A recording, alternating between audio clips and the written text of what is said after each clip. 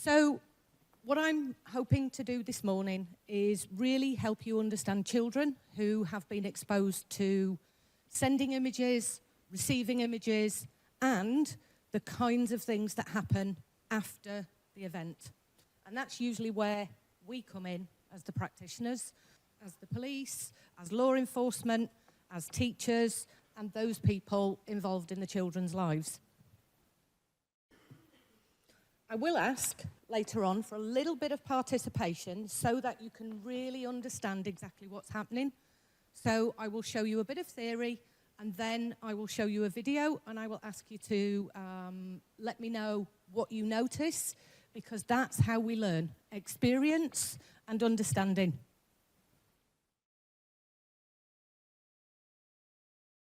So this book here is probably one to read afterwards, which goes a little bit more in depth as to the psychology around what happens with sexual harms. And the yellow book is out in 17 days.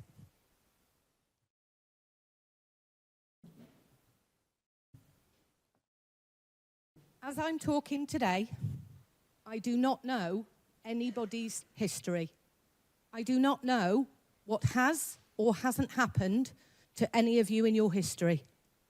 What I do know is when I talk about trauma, when I talk about distress and stress, some people are catapulted or snapped like a rubber band back into their history, and you may not have a cognitive awareness.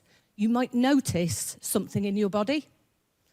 So what I'm hoping to do today is to keep you within the middle of what we call a window of tolerance.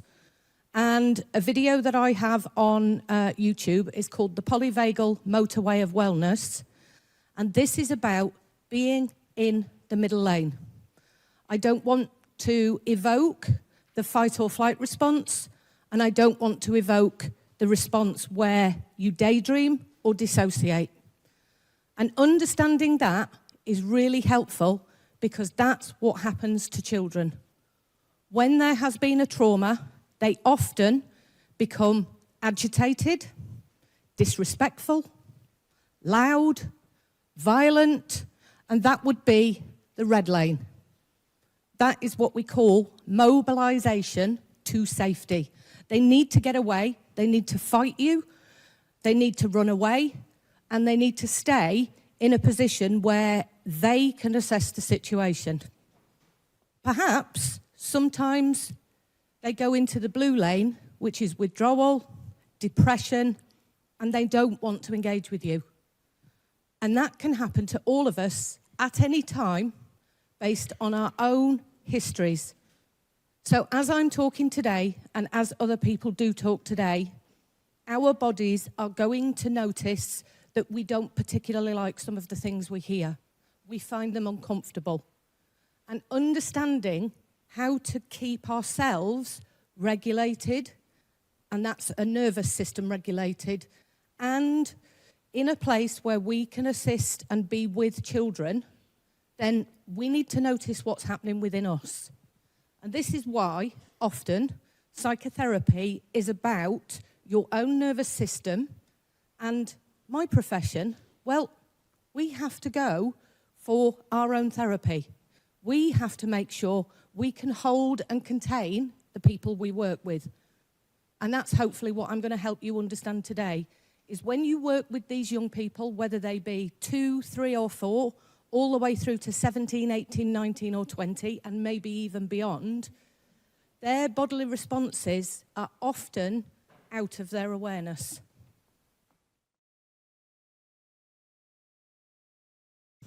I will leave you to read my definition of cybertrauma, which is very complicated, so I'll give you a few minutes.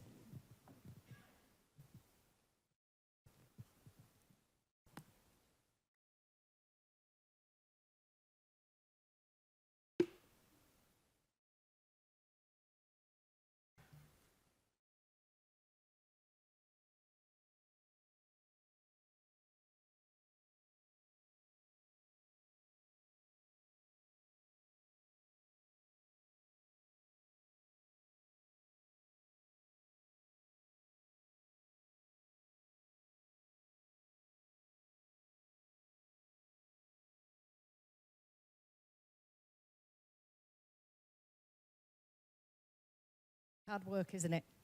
Academia is this. Cybertrauma, in one sentence, is anything that occurs through a device that has an impact on us. That level of impact in psychotherapy language we call trauma. Some people say small t, some people say big T. Either way, whatever the child experiences, whatever the adult experiences, because obviously this affects those of us who have to work in victim identification and in the space of having to look at these images, all trauma is personal, it's individual, and one child's response is always going to be different to somebody else's, as will the adults. And so I don't rank trauma.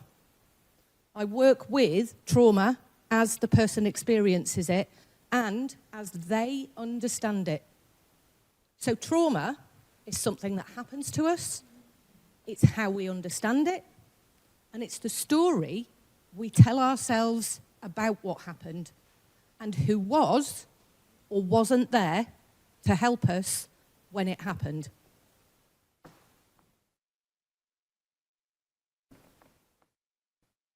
So, part of today is to help you understand the unknown knowns about child sexual abuse and exploitation. What we do know are what I call the known knowns. Well, not me personally, it's psychotherapy theory. We talk about what we do know. Now, we know that we have different types of memory. We have the autobiographical, that's the story of me. And for those who are interested in neuroscience, that's the middle part of your brain, and Bessel van der Kolk would call that the mohawk of me, about the hairstyle. And what this is, it's a way we can tell our stories. We can say, this morning, I came down to breakfast and I had porridge and bacon and coffee, and I went for a walk. What I can't really explain to you is what the porridge tasted like, what it felt like to eat that porridge. And that's where we have the different types of memory where we can explicitly explain and implicitly know. And what I want to really get you to understand is it's the implicit, non-verbal knowingness that really affects the people who are traumatized. And this is what makes it difficult when we work with children, because we want to understand them. And we can only understand them as far as they can explicitly converse with us. We know the adverse childhood experiences, known as the ACEs, really do help us understand lifelong chronic illness. And I'm going to say here, as I say everywhere, we have failed children for 28 years in the space of cyber ACEs.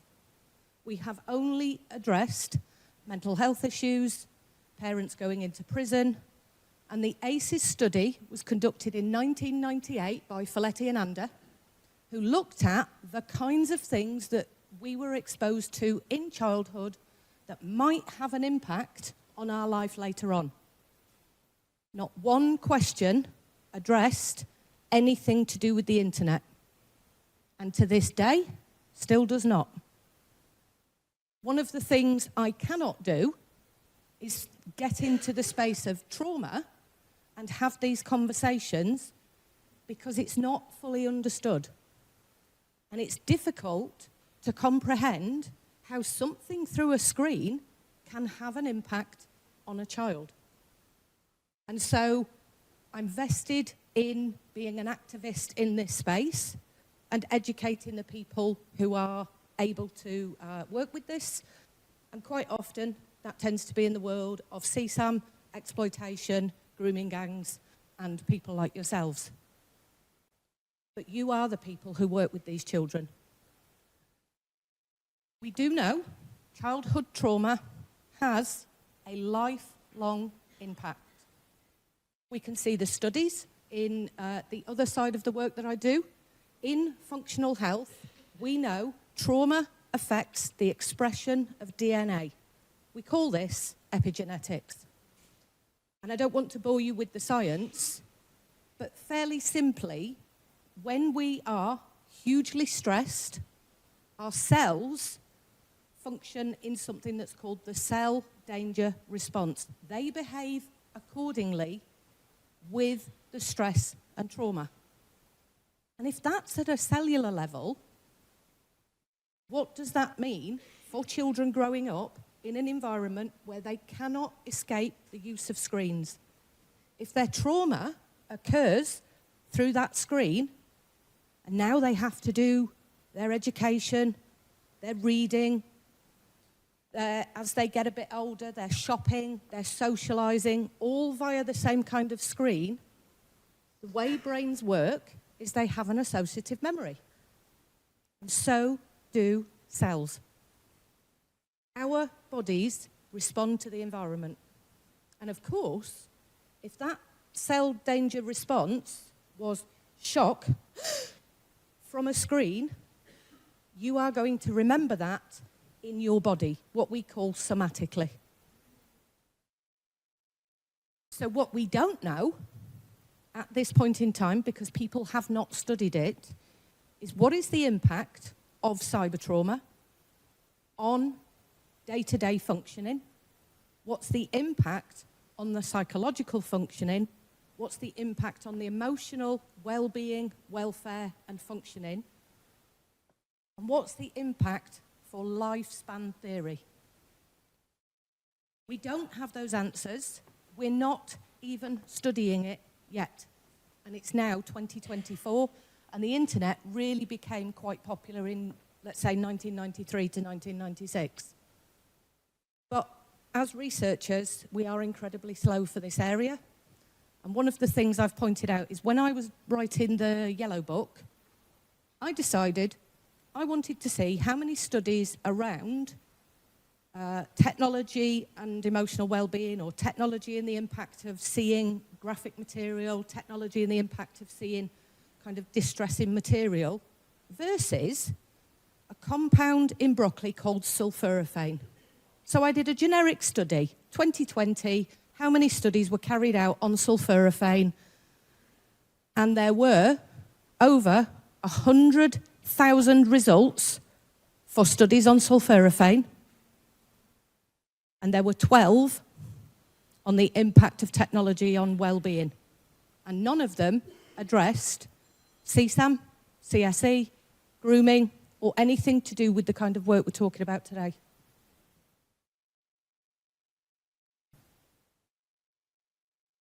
So what does cybertrauma look like? What happens when a child has been exposed to either providing an image, what I call first-person produced, they have been generally coerced into doing so, or when they have been sent an image. So there are children that I work with in my practice as young as 5 who have been sent pictures of adult genitalia. It occurs on many different platforms. So what is that like? What happens when a child is exposed to an image of that level? What happens when a child provides an image and then law enforcement or, perhaps victim identification are involved? Well, it starts to affect their cognitive distortions. I shouldn't have, I'm bad. Quite often, what children say to me in the office is correct, true, and proper. I don't know who's seen my image, Kath. And it could be you. It could be the police officer. It probably is the police officer. Maybe the social worker and the teacher saw it. So those people, those grown-ups, have seen something of me that I intended to share with somebody else. And now, I've got to go to school thinking, has that teacher shared it? Did that social worker share it? Did the police share it? How many police have seen it? Who in law enforcement has categorized and identified that image, and how many people have seen that? And who saw it when it went on the internet? Who did the perpetrator send it to? So cognitive distortions begin to look like anxiety. I'm waiting for the day when. Now, anxiety is pretty much like a flowchart. It's an if-then constant scenario. Well, what I will do is I will prepare for that moment. If somebody says they've seen it, then I will say or do X, Y, Z. So children try to develop a plan for every single situation that could ever occur. That is really, really exhausting, and it really taxes the body. Because if you are constantly apprehending the future and trying to resolve all issues that could ever appear, you're not putting your energy and time into learning or socializing. You are continuously thinking about the danger that's coming. And that is what we call a stressed state. And that is exactly why cells have this cell danger response, because they get prepared. And if you are constantly preparing for the if, the then, your body is not relaxing.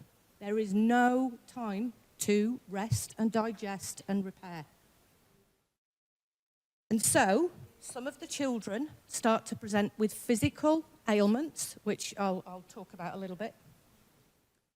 But there's also this potential, and this is one of my clients, her parents, the local authority, the school, the social care system, took her off social media.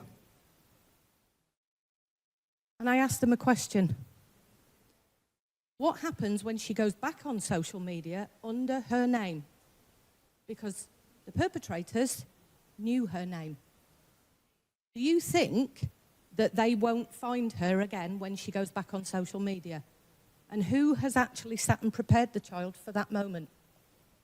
And what about that potential 20, 30, 40 years in the future for somebody to message, to email and say, oh, you're that little girl, you're that little boy, you're that person who sent me an image in, 2024.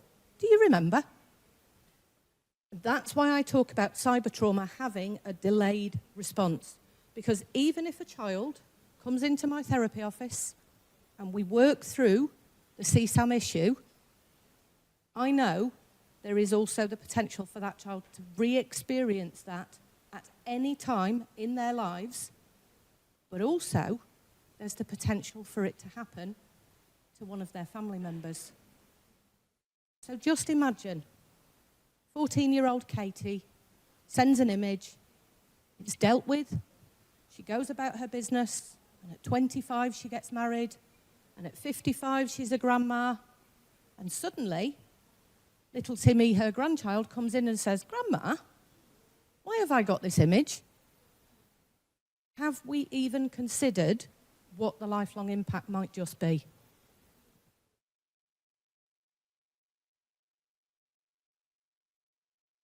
So what happens? What you are likely to see are children who present with a nervous system that is volatile, it moves into a highly stressed state, or it moves into the withdrawal, depressive type of, let's call it daydreaming state where they don't want to engage. Or what often happens is children move into that red lane, and the way the body relaxes is it likes to peak with nervous system energy and then to relax. So some children will push themselves higher in the red lane to come back down, but they haven't come out of the red lane to calm themselves down. And I'm going to show you a video of that slightly later. Children present with illnesses, tummy aches, which are generally so it's called the enteric nervous system, so that's the nervous system that controls our bowels and our movements in the bowels. And often they are sitting in my therapy office, farting and needing to go to the toilet and not picking up that it happens. Oh, gotta go. Because these children are not in touch with their bodies, they don't necessarily recognise the nervous system changes. They can and do present with issues like psoriasis, eczema, skin rashes. They can have temperature flushes. They can feel cold. They can also start to present with autoimmune diseases the longer the stress has been going on. And we know that from the ACEs study in childhood trauma, but I certainly see it with children who have been exposed to this kind of trauma. They also, seemingly quite a lot of the children I work with, and I would be really interested if we could do a piece of research on this, there is a higher prevalence of body dysmorphia in children who have sent images or taken images of themselves. And they spend an inordinate amount of time changing how they look on social media by using filters, because if that's the image I sent, then I put this filter on, I'm not that person. So I can disidentify with the person who sent the image, and I can protect myself, I can protect my psyche. And of course, if you start to become this filtered self, this self is often forgotten.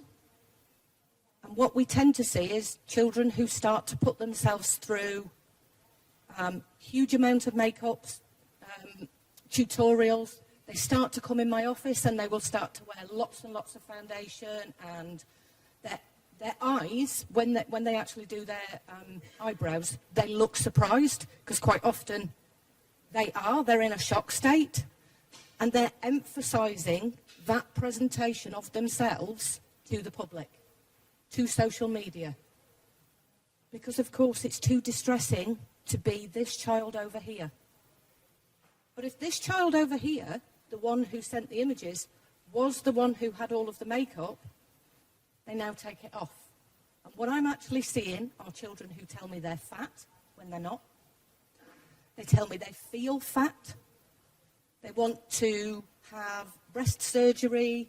They want to go and get rhinoplasty. They want to go and get vaginoplasty. They want to change their body so they don't feel like the person who was manipulated, who was coerced, and who has a lot of shame.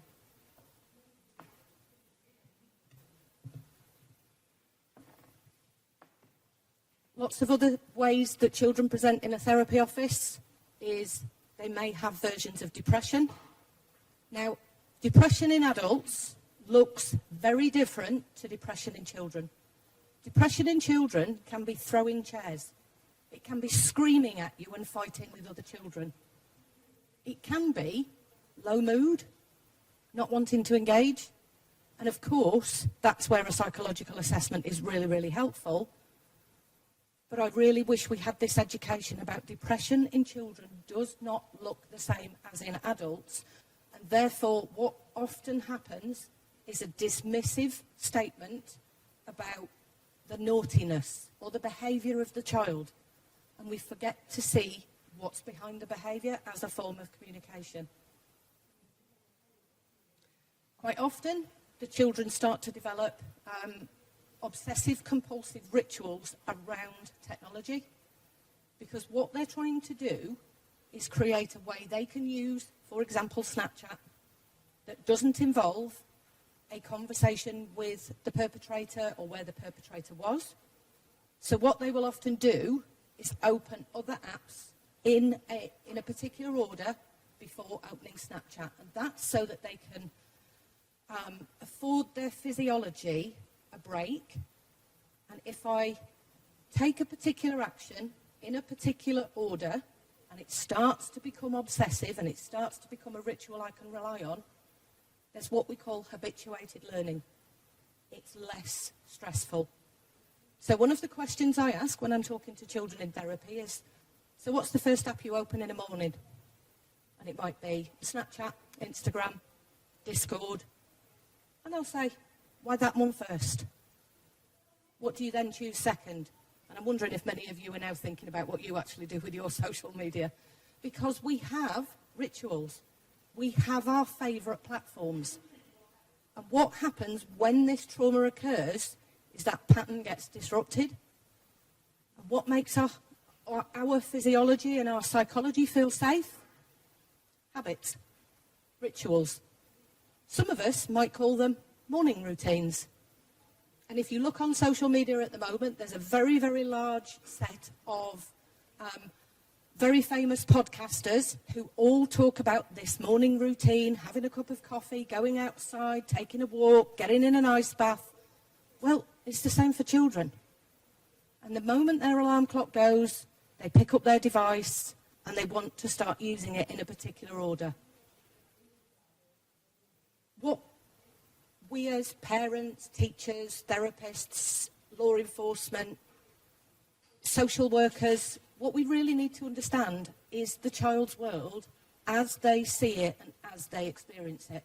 And quite often, we impose our way of thinking about the world, particularly around devices and social media, in a way that doesn't reflect how children use those spaces.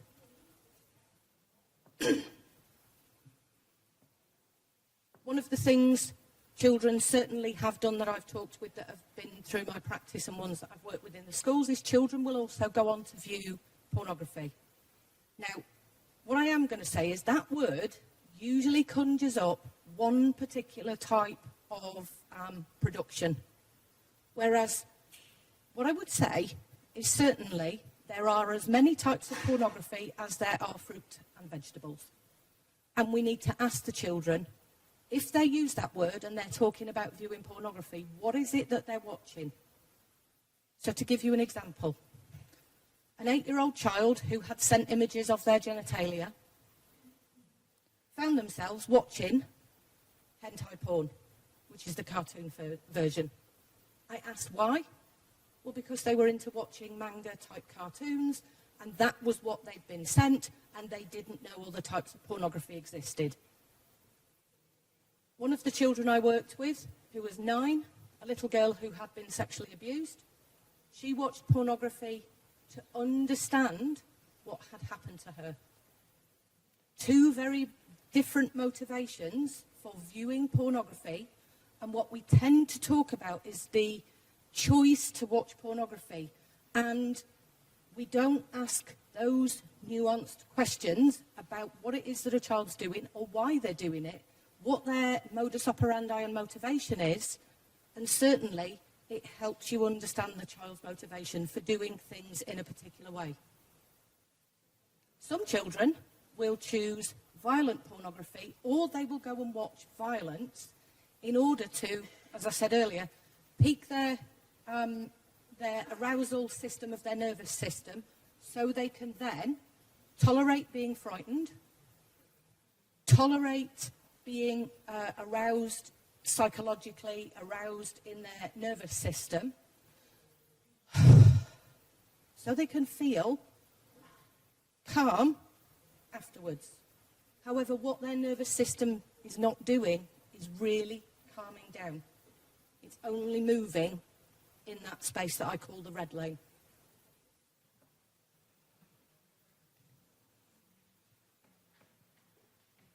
When we think about trauma, certainly there's a lot of conversations that will take place around what happens to your psyche, the psychological aspect of you, maybe even perhaps the soul, some people might say. Well, immediately upon whether it's been sending images have been sent, shared without consent, there is a destruction and a fragmentation of safety and trust in others, what we call interpersonal relational safety. That's the devastation for a child. And what we tend to do as the professionals is come along and think the child is going to work with us and talk to us. And of course, not a chance. Their nervous system depends on them not trusting anybody for a very long time. They feel a complete lack of safety in the world. They cannot even trust themselves because of the way they talk to themselves about what they did or didn't do. Their nervous system, as I've discussed, becomes dysregulated. Their narratives are incoherent. They start to tell a story, they meander off, they come back to the story, and we certainly know from work that happens in sexual violence and in the criminal justice system, there can often be an incoherent narrative about what happened. And that's because of the way trauma affects the brain and the body. I find it really curious at the moment, the world has moved into a space of events and conferences called trust and safety. I wonder what would happen if we flipped it round and we called it safety and trust.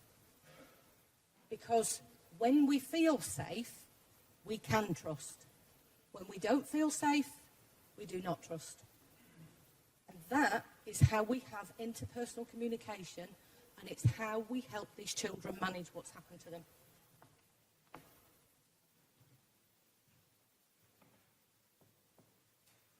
The biggest feeling that's associated with any of this space is shame. Now, shame you might have heard about if you've ever watched Brené Brown on TEDx Talks. But actually, shame is really complicated. Shame is often called soul murder because it is so difficult to articulate. It's something that happens within us, and we find it very difficult to understand.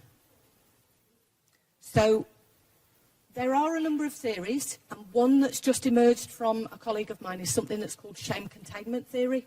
Now, I don't have time to explain all of shame containment theory today, but what I will say is the way that Lisa Etherson talks about this is there's the kind of shame that we can contain, and there's the kind that we can't, and shame has a protective function. In transactional analysis, we talk about the escape hatches of life, which are related to shame. And those follow many of the shame theories that are out there, and we either opt to hurt ourselves, to hurt others, to go mad, which is often what happens with the psychotic breakdowns and what generally happens when we're in a space of, I cannot cope, so I will not. And in other shame theories, we talk about moving away or withdrawing. In transactional analysis, and I'm going to swear now, we actually have fuck you, fuck me, and fuck everything. Those are the three escape hatches. Most children implode. They're bad because that's the feeling of shame. And quite often, noises reinforce that. You did what? The tone of our voice can really press down and impose shame to that cellular level. Now, trauma is experienced on the way in and expressed on the way out. No! How often do we do the first, but we don't do the second part? A lot of the children that I work with have only ever experienced the shame and not understood the reason I don't go to school, the reason I'm telling that teacher to do one, the reason I'm throwing the chairs, the reason I'm biting myself, the reason I'm cutting myself, is because I need to contain the shame, because it is so oppressive, it will leak out of me and I will be destroyed.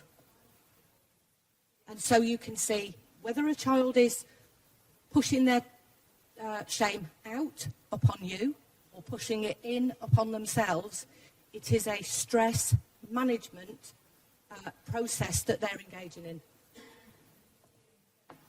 But what do we do? What do we do as the professionals? Sometimes we make that noise.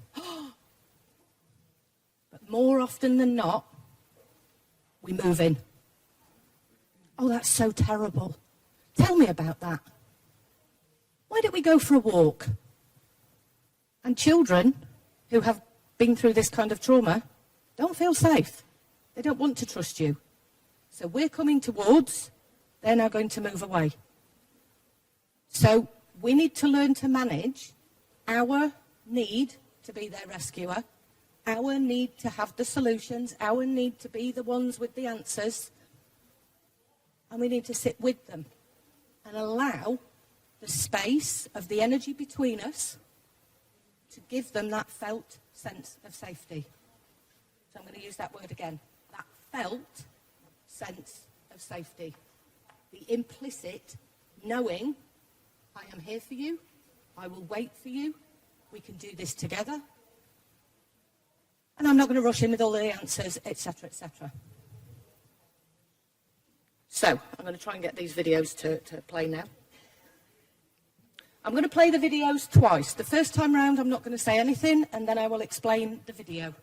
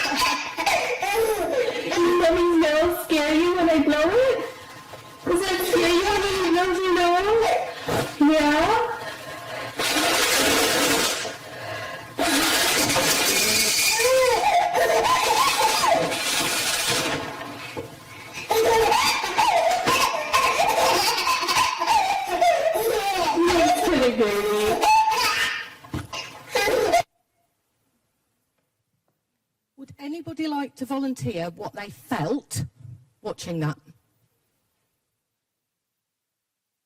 This is the part where you take part. Okay, terror. Yes, and what did you feel? Yeah? Okay. Confusion. Uh-huh. Yeah. Yes. So, in interpersonal safety for babies, that's really scary because you disappear, okay?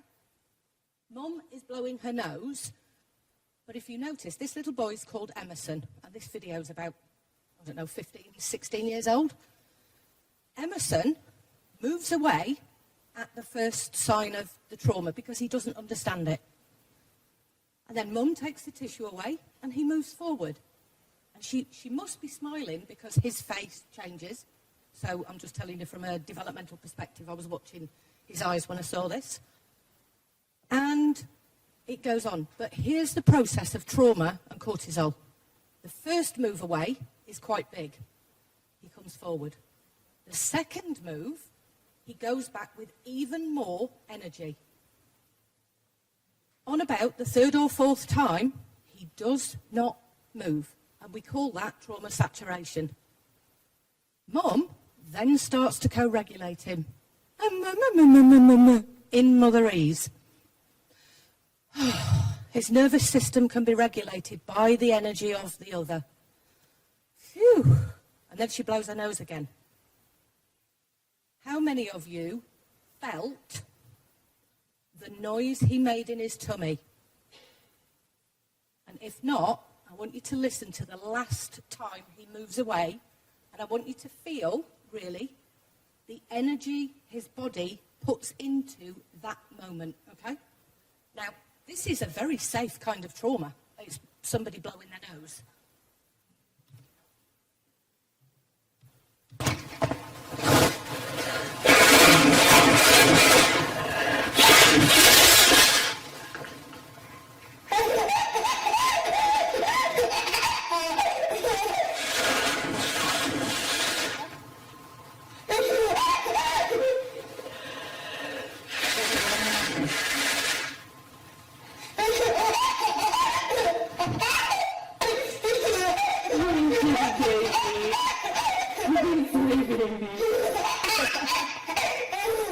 Does mommy's nose scare you when I blow it?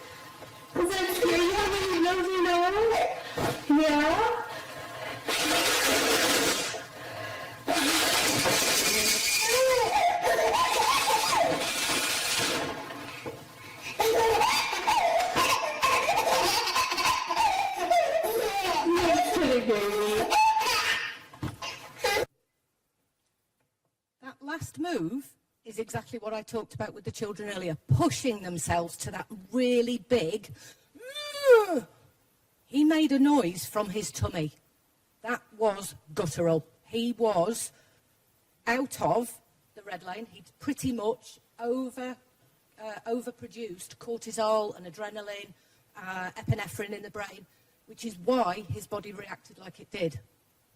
So when he comes back down, which will take him approximately 7 minutes, because that's how long it takes to get rid of the cortisol, after that period of time, then he would be back in the green lane.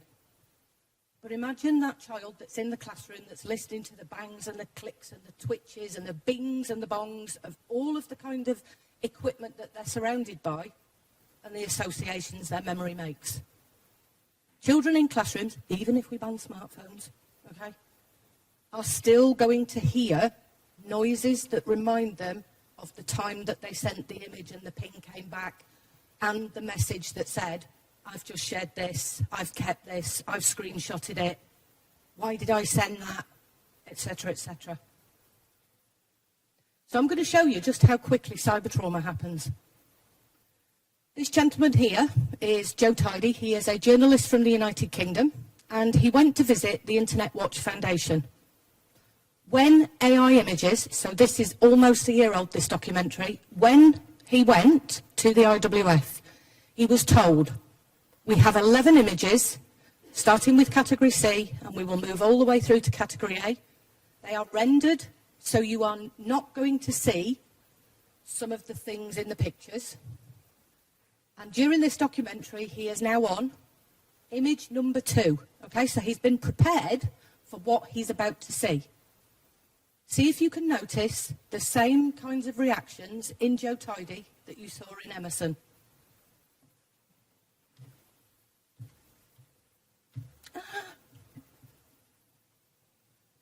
About 3 to 6 years old. It's really realistic. It's quite realistic. If I saw that, I would think it was a photoshopped image. Obviously, the pose is disgusting, Yes. and that would instantly make me question it's whether or not it's real. But it's hard to know. So this location is a bedroom, and that's quite classic of real images that we see of children posed in the bedroom. So this. So you see that type of image, Yes. children doing that pose for that children that young? Yes. It's a horrible image, just the idea of what she's doing here. I know you've redacted it for me, but it's still... Yeah, it's still quite hard to powerful, see, and actually. it's difficult, absolutely. Absolutely. Because these are images of children being sexually abused, and we can't get away from that because that's what's happening. Sorry. That's okay.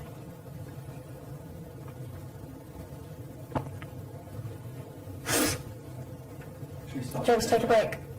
Yeah. Yeah, that's fine.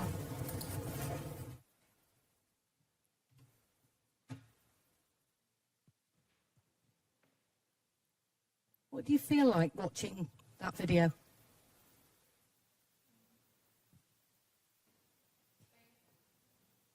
Say again? Why is it painful? You can feel it. Isn't that funny? That is a screen. There is no person in this room to project this electromagnetic energy. This is energy of one human in distress. And you felt it. It's not a nice feeling, is it? How would you describe it in words?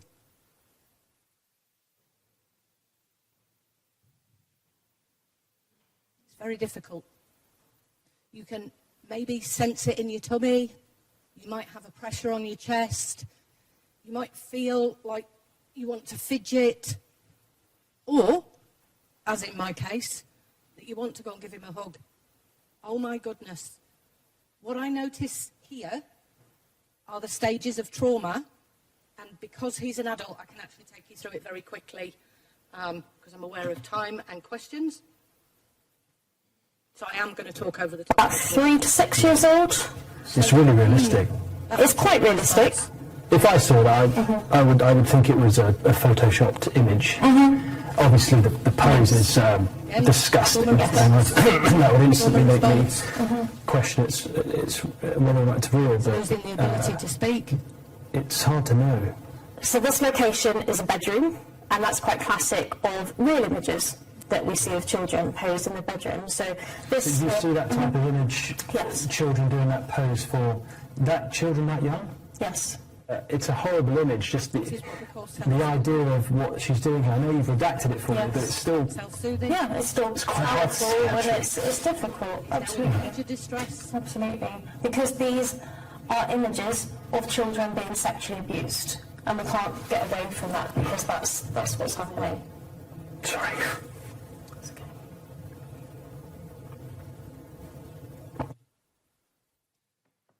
Nine and a half seconds he sat with that feeling. Now, as an adult, he had the capacity to say, I don't want to look at this anymore. I don't like this. What he actually did was tried to self-soothe. Now, I'm going to interpret slightly. He was wearing a wedding ring, so he was also now superimposing children he'd seen, he knew he might have. There were a lot of things going on for him, and it took him a very long time to move away, which happens in trauma. You lose the ability to move. And what he also couldn't do was say, stop. And that is the reason shame is so insidious, because we lose the capacity and the ability to say, stop. I don't like it. Leave me alone. Go away. There are very, very few children I have ever worked with in therapy that have been able to do that, but it has never, ever been on the first instance. So we need to think about when children do say stop, my word, that takes a lot of power. It takes a lot of cognition, and it takes a lot of courage and bravery. And so, when we think about us becoming trauma-informed to be able to work with these young people, we need to think about what is it that we think, feel, do, and what is it that human beings overall think, feel, do. What children often do is cut off part of their think or feel or do. You might find that a child just wants to be busy, just wants to play out, doesn't want to come and talk to you because they don't want to feel or think about what happened. Some children want to talk to you about it, but they don't want to do anything about it. So when we think about what we are here to do with these children in understanding them and being able to support them for the rest of their lives, because once this has occurred, it can be a lifelong trauma, unless you follow the other part of the ACEs study, which is known as the resilience questionnaire that was carried out. You are what is known as the one person who can be there that is and does provide a sense of safety. Quite often, parents in this case are generally traumatised themselves, so they can't always be the one to provide that safety. And I'm not saying we are the panacea, but we can give children that space, that time, to be the one to provide them with a sense of safety and trust and belonging and understanding without judgment in a trauma-informed way. And now I really am starting to sound like a psychotherapist. And what we can do is get our own house in order, make sure we can regulate our nervous systems, which I believe you're going to have a conversation today in terms of self-care for you. But this is what we do. If I can provide a sense of safety through my body, which you have felt through a screen when somebody is not safe, then what I can do is I can provide a space for that child to heal and to recover. And that occurs in relationship. And that's why in psychotherapy there's 257 different approaches, I believe. And research says, time and time again, it's the relationship that counts. It's the relationship that matters. And that's because when there's a me and when there's a me, between us, we can have what Dan Siegel calls a moi. and a mui is where healing takes place. And I think I will leave it there in terms of time for questions. I think it's important that we think about our language, but if we're in a relationship, we're going to do that anyway, because we are going to be there for co-regulating, which is what the mum did with little Emerson.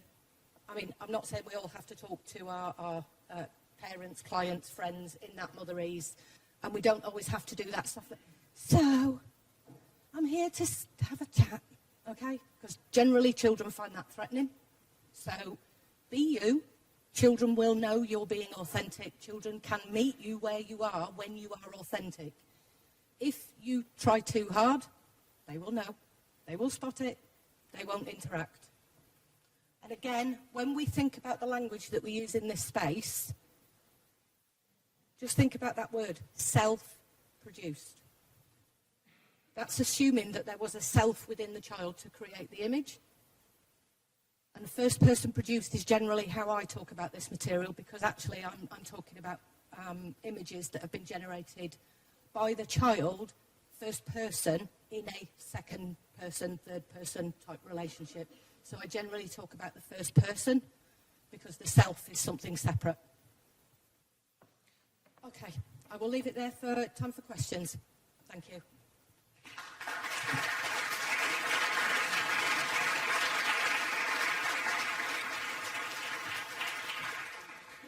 Okay.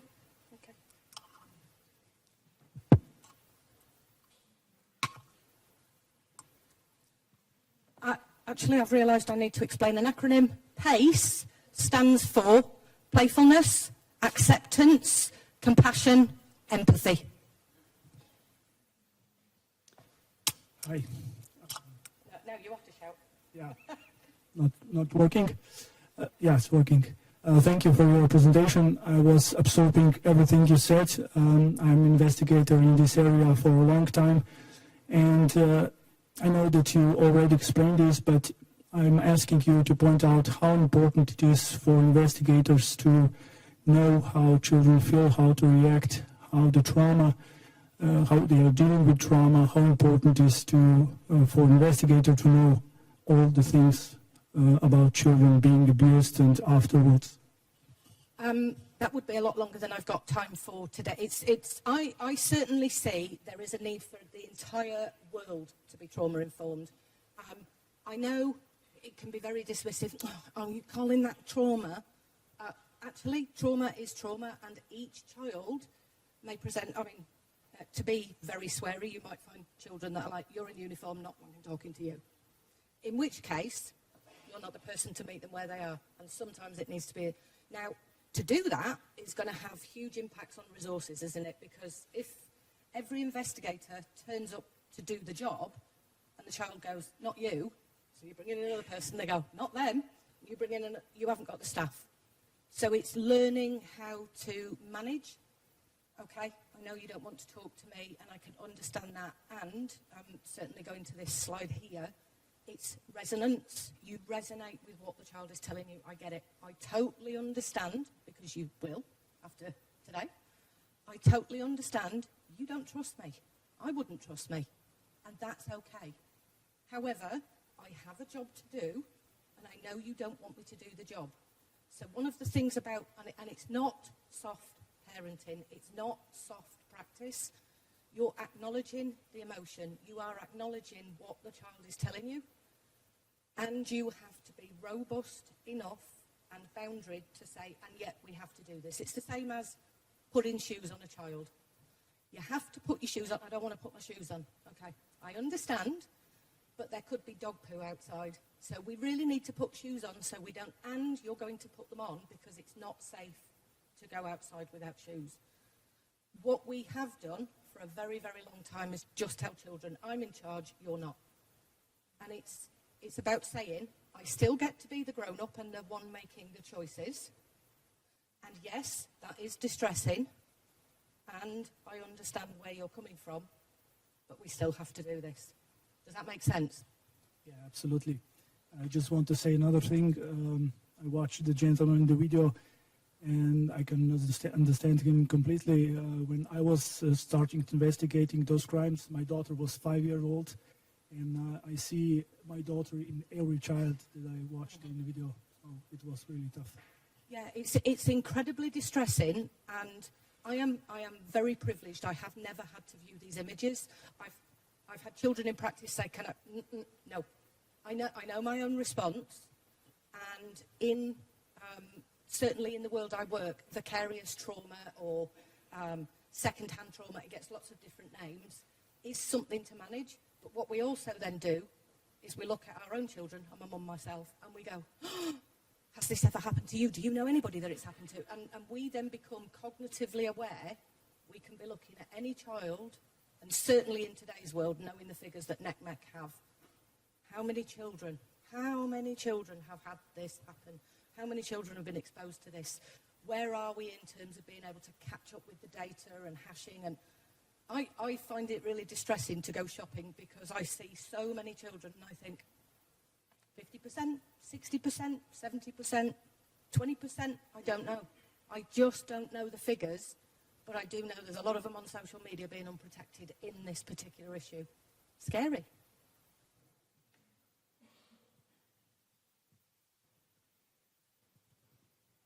Thank you very much. Do we have any other questions for Mrs. Knibbs? Yes, here.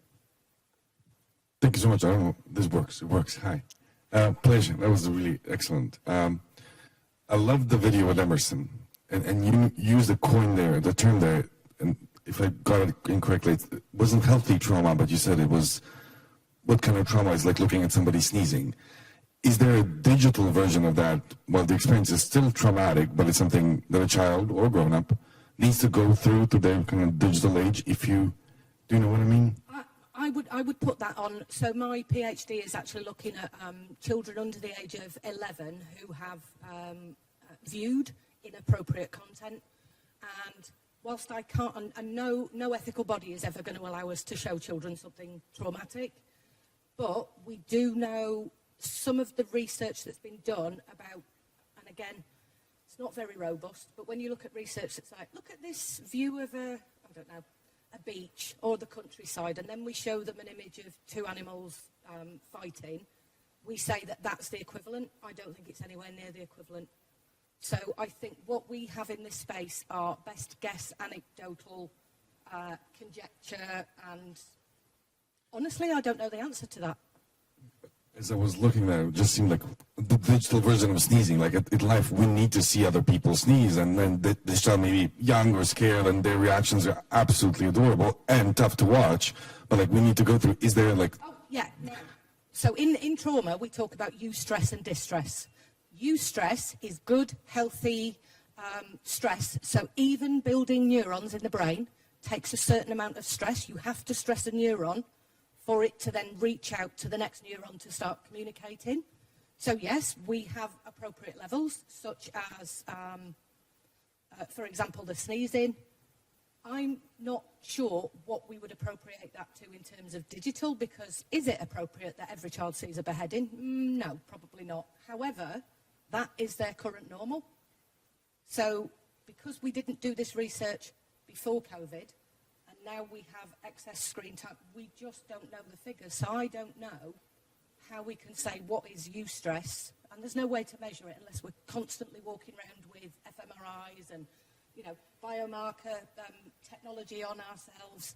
We just don't know how to measure it. And there's other confounding variables of we're breathing, we're eating, we're sneezing, we're going to the toilet, etc., etc. But there is a phrase, what doesn't kill you makes you stronger. And if you can understand the story, this is how trauma is resolved. If you can understand the story of what happened, how you made sense of it, how you can understand who was and wasn't there, and the fact, and I'm going to quote Bessel van der Kolk now, this terrible thing happened, and I am now over it because it no longer has an impact on my life, then yes, we could say there are, certainly, most parts of stress are necessary for growth, but distress is when it causes issues. And most people in today's society are managing stress, and it is the distress that they're managing. Does that make sense? Yeah, thank you. Thank you. Any other question for Mrs. Knibbs?